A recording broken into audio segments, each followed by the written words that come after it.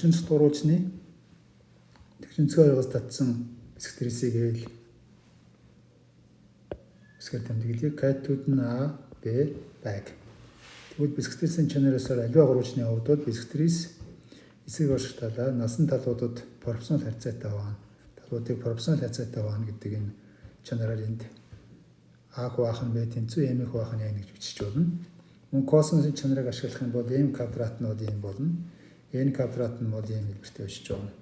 Одоо энэ чанараар А квадрат-ыг хуваах нь В квадрат нь M квадратыг хуваах нь N квадраттай тэнцүүгээд харуулсан дээр хэлбэрүүдийг тэнцлүүдийг орлуулан бичээд пропорцийн чанарыг ашиглах юм бол тэгшинц дуруучны тэгшинцгийн оройгоос татсан бистрисийн урт нь кайтуудаар ингэж илэрхийлэгдэнэ. L тэнцүү S-уудаа хоёрыг үржих нь А-г үржих нь В хуваах нь А-дар мэх нэ. Өөрөөр хэлбэл кайтуудын үр журийг S-уудаа хоёр үржээд эдгээр нийлбэрт хуваахад тэгшинц дуруучны тэгшинцгийн оройгоос гарсан бистрисийн урт илэрхийлэгдэнэ гэсэн. Ийм энгийн мэдлэг 8-ыг та бүхэн танилцуулж байна. Энэ ийм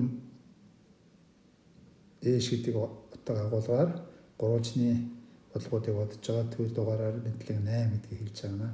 За мэдлэг 8-ыг хэрэглээд энэ бодлогыг амархан бодож үзэж байна. Жишээлбэл тэгшинц гурвчны талууд нь кайтууд нь 2 изгуурын дээр 2, 3 изгуурын дээр 2 бол тэгшинцгийн оройгоос татсан бистрисийн уртыг бол Эшийн 2014 онд иржсэн бодлого байна. Мэдлэг 8 ашиглах юм бол энэ бол яа нөхөр сайн чанарыг шууд орлуулад бичнэ. Инхээр энэ бол тэгшинцгийн оройгоос татсан бистрисийн урт нь бол 2.41 гэж талтай байна. Анхаарал тавьсан та бүхэнд баярлалаа.